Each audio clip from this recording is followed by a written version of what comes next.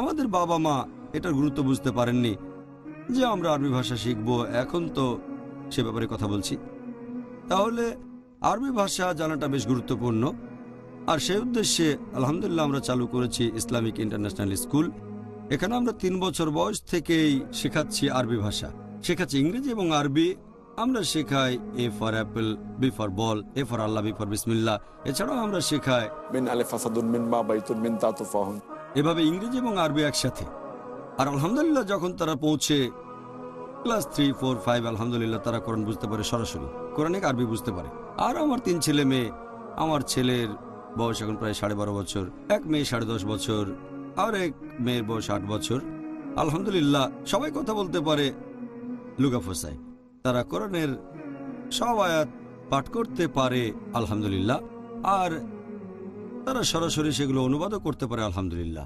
আমার ছেলে কোরআন প্রায় খতম দিয়ে ফেলেছে আলহামদুলিল্লাহ, তার কেরাত খুবই ভালো। আমাদের চেয়েদের অবস্থা অনেক ভালো। সন্তানের জন্য বাবা মায়ের দেয়া শ্রেষ্ঠ উপহার এই পবিত্র কোরআন।